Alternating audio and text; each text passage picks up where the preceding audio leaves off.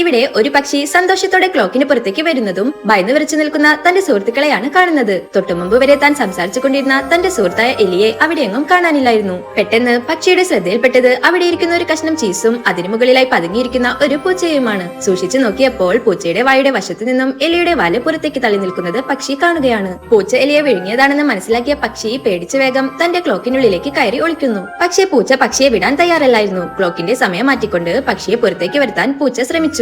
പക്ഷി പുറത്തേക്ക് വന്നതും പൂച്ച പിടിക്കാൻ ആഞ്ഞു. എങ്കിലും പക്ഷി തലനാരിഴക്കി രക്ഷപ്പെട്ടു. പൂച്ച വീണ്ടും വീണ്ടും ക്ലോക്കിൽ തട്ടി പക്ഷിയെ പുറത്തിറക്കാൻ നോക്കുകയാണ്. എന്നാൽ ഇത്തവണ പക്ഷി നല്ല കരുത്തോടെ ക്ലോക്കിന്റെ വാതിൽ വലിച്ചടച്ചു. അത് നേരെ പൂച്ചയുടെ മുഖത്താണ് അടിച്ചത്. ദേഷ്യം വന്ന പൂച്ച ക്ലോക്കിനുള്ളിലേക്ക് കൈയിട്ട് പക്ഷിയെ പിടിക്കാൻ നോക്കിയെങ്കിലും പക്ഷി തന്റെ കൊക്കുകൊണ്ട് പൂച്ചയെ കൊത്തിയോടിക്കുകയാണ്. ഒടുവിൽ പക്ഷിക്ക് നല്ല ദേഷ്യം വന്നു. പക്ഷി സർവ്വശക്തിയും എടുത്ത് പറന്ന് നേരെ പൂച്ചയുടെ വായുടെ ഉള്ളിലേക്ക് ഇടിച്ചു കയറി. ആ വലിയ ഇടിയുടെ ആഘാതത്തിൽ ആ റോബോട്ട് പൂച്ചയുടെ ഉള്ളിലെ ബാറ്ററികൾ തെറിച്ചു പോകുന്നു. അതോടെ പൂച്ച നിശ്ചലമായി. പൂച്ചയുടെ വായ തുറന്ന് പക്ഷിയും എലിയും സുരക്ഷിതമായി പുറത്തേക്ക് വന്നു. ബുദ്ധിപൂർവ്വം പ്രവർത്തിച്ച പക്ഷി തന്റെ സുഹൃത്തായ എലിയെ മരണത്തിൽ നിന്നും രക്ഷിക്കുകയാണ്.